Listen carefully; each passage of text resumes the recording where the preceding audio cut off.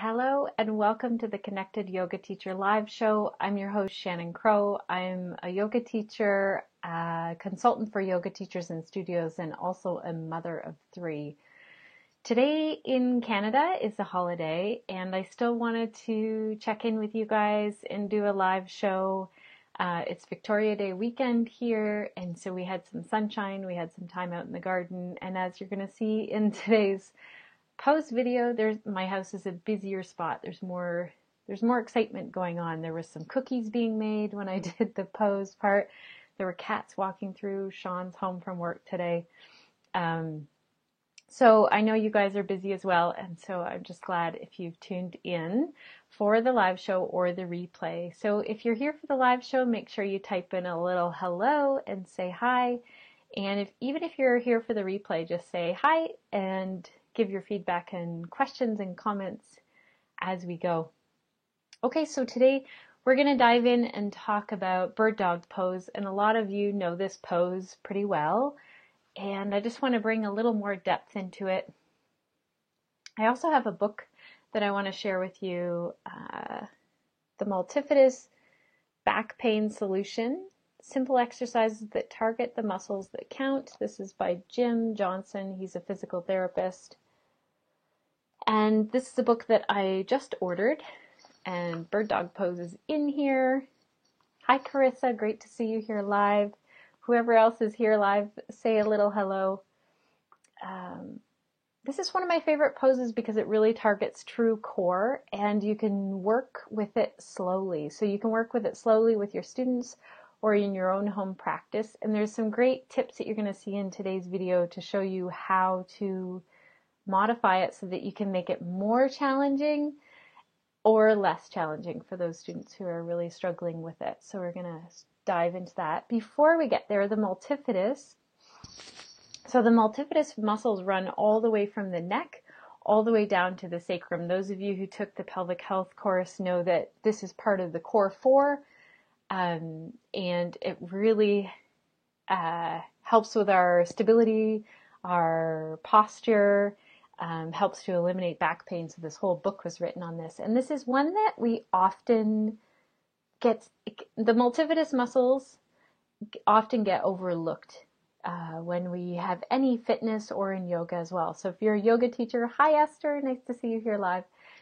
If you are a yoga teacher and you think, well, I've never looked at the multifidus muscles before, that's okay. Don't feel bad. In our show notes, I'll post a picture so that you can see like how over the entire spine they are. So basically they radiate out all little muscles along the spine. So when we have weakness with the multifidus muscles, it can cause back pain and also SI joint pain or sacroiliac joint pain. So this is a lot of our students and a lot of our bodies are experiencing some kind of pain there. So we can work on strengthening the multifidus muscles. And it also works with the transverse abdominis and the pelvic floor muscles to stabilize the low back and the pelvis. So that's that core four. So we've got our diaphragm, our pelvic floor, the transverse abdominis, hug around, and then the multifidus along the spine at the back. And they also help to protect the spine and the pelvis. So they're really important little muscles. And I'll also post the book that I showed in the show notes as well for you guys. After we do the pose, then we're going to do one of the questions that's been coming up from some of you teachers. If you guys ever have questions, you can always post them here and I can try and get to the questions live, or you can post them over in our private Facebook group, The Connected Yoga Teacher. We welcome all kinds of questions in there. Teachers have some great feedback and are making some really nice connections over there as well. So if you're in a teacher training, becoming a teacher, yoga teacher, if you have yoga students in your classes who cannot come into table and cannot come onto hands and knees, move them into the metronome pose. So I'll try and remember to put a link in our show notes as well, just writing a little note for myself to the metronome pose, or you can go to our live show and just look back, and we did it at the beginning of the month. Okay, so we move into table pose. Take lots of time to set up there into table, and you can even start to engage transverse abdominis. So for those of you who come to my class or you took the pelvic health course, there are a few different ways to engage transverse abdominis. One way is to think about the hip bones, and the outside of the hip bones are like the covers of a book, and you want to bring them in towards each other. We go through lots of this in the pelvic health course of how to engage that. You can also do it on an exhale, or you can feel like the navel pulls back towards the spine here in this. So transverse abdominis is engaged here. Toes can be tucked under. That also helps us to engage transverse abdominis. Okay, so first is we just leave toes on the ground and we stretch one foot back. And this can be really nice. If you add this in with puppy pose, it's like doing downward dog in the body without doing downward dog. So we get a nice stretch in the back of the legs. And if we did puppy pose, we stayed on the knees and walk the hands out, then it gets the upper body stretch that we get in downward dog. I'm a big believer that downward dog belongs with students who have had more experience in yoga. It does not belong in beginner or gentle classes. Some of you might disagree, but usually beginner. Let's start that again. I know you guys, ECAM, I'm going to be writing to you guys because it does cut in and out, and this is the best way that I can show you the video. So either it's that I live in the boonies or that it's that ECAM is fixing up this program, but it helps us to show live video and to give cues at the same time. So we're going to press the heel into a wall. So you just set up, and I did this last week with my students and they loved it. So the reason why we do this is so that we can push through the heel and really get. When you bring students into this pose, their leg may be way up, and so this helps them to bring the leg in line with the spine here. So the leg will be more in line with the spine instead of that seeing the leg way up towards the sky. Hi Erin, great to see you live here today. If you guys have questions as we go, or if you missed something because of the skipping of the video, let me know. Okay. So against the wall is kind of step 2. We had the toes down first, and then we have foot against the wall. There goes the cat. And you can see even then I would cue, yeah, foot came down. So I looked at the video camera. You can get students to look back, but they're not going to be able to see their leg. So this is one of those times where you let students know, I'm coming around and I'm not trying to fix the pose that you're doing. I just want you to notice the difference of like the foot up higher, or I'm going to cue you, I'm going to tell you walk the foot down, and then ask them how does that feel? And they'll usually say, that's a lot harder. And you can tell them, okay, will you decide, do you want the foot up higher or would you like it down lower? If they're okay with that, then they can bring the arm, and still I'm pushing against the wall and then reaching out with the hand in the other direction. Coming back to table. Once students feel like they've got that, then the hand and the leg can come up at the same time. So one of the things that we're going to help them with here is to go super slow. So you might have seen me wobble there. You guys that know me and tune in, I always say, like, if you're not wobbling in your practice, then try something different. So for me in this pose, it's moving really super slow. And also trying not to move the low back. So this is one of the things that's in that book that I said at the beginning of our video here. And if you missed that, then you'll see it on the replay. The book that goes right into multifidus muscles is that we want to try and not move the low back here. I had the block there and I was playing around with the blocks a little bit, but I feel like you can play around with the blocks. Here's one other version. So the toes stay down on the ground. This can be really easy. Now it's a different thing. It's not getting into multifidus as much as a downward dog stretch, right? But it's on opposite sides of the body. So both hands aren't forward, both feet aren't back. It's one at a time here, but it can be a really nice cross-lateral stretch. That's the word I wanted. So you can sink into that stretch, and you can do it on the other side.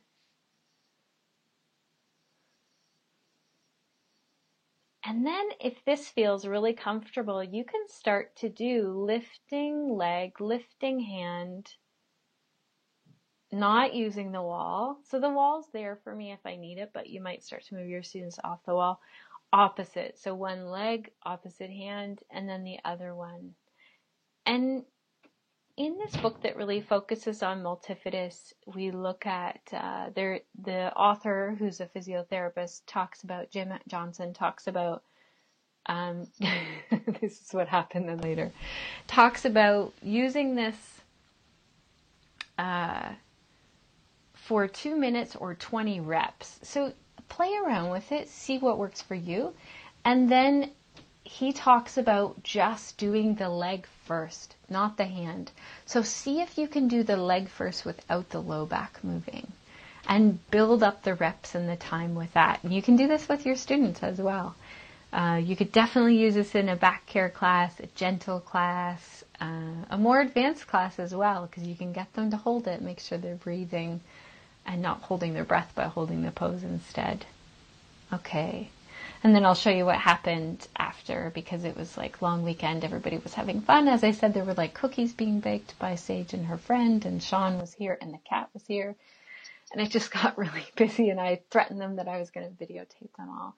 But you can see that Leo is showing you his favorite pose, and Sean is doing his goofy cat yoga poses for me. Leo's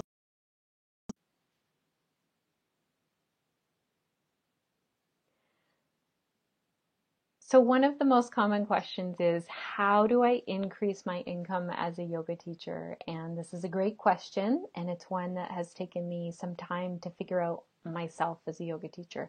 So I'm happy to share with you guys. So one of the things that holds us back is a lot of the time our money mindset, that sometimes we think of teaching yoga as more of a hobby or a charity, that we're feeling like because it's a spiritual practice, we should be giving it away, or because we have a full-time job and it looks like this, and this is what everyone thinks a full-time job looks like, then teaching yoga isn't actually a job, it's more of a hobby. And it might be for you, but if you want to teach yoga as a career, you really need to start looking at it as a business. So one of the things that has really helped me in my business is to increase the private yoga classes that I teach now. We heard from Rosalind Kemmer in the podcast talk about teaching online private yoga classes. So for those of you who teaching private yoga classes feels like you'd have to do a lot of traveling, that's an option. If you want to learn more just about the basics of teaching private yoga, we're going to have in episode 14, so you guys are getting a little sneak peek of next Saturday's episode of the podcast. We're going to hear from Kate Cannell-Potts, who is just like the queen of helping yoga teachers to teach private yoga. She has some great stuff to offer us in that episode. So that's 14 that's coming up. And Rosalind, that talks about teaching online yoga classes, is episode 6. Another great way to increase your income is using workshops or retreats. Now, retreats is not my strong suit at all. If you guys listen to this past Saturday's episode, you'll know that. I interviewed Paloma and Renee of Rock Your Yoga Retreat and learned so much. And I think I even learned stuff about planning workshops in that. So one of the big things was to build that relationship with people and build it up before the event happens. So I think that can help a lot of us. That was episode 13. And then huge is to listen to episode 11 with Tracy Eccleston. She talked to us about all kinds of money mindset stuff. She's a yoga teacher and she teaches yoga full time. Also, this Thursday, Rosalind Kemmer is offering a online workshop that's all money mindset. So if you feel like you're holding yourself back, which many of us are, and you need some help with that money mindset, that's this Thursday. It's online. If you can't make it live, that's fine. You can do the replay. I know many of you can't. And you can look at the connectedyogateacher.com, just click on courses, and you can register for that on there. So that is my teacher tip. So to look at your mindset first, to really see what is holding you back. And a great thing that I told someone that I was working with, we don't do that. So if we have another career and we see We need to be seeing our yoga career as we would see another career. So we don't, dentists aren't booking people for drop-ins. As yoga teachers, we can really start to look at, okay, when I tell people my prices, am I telling them like I would if I was a different business?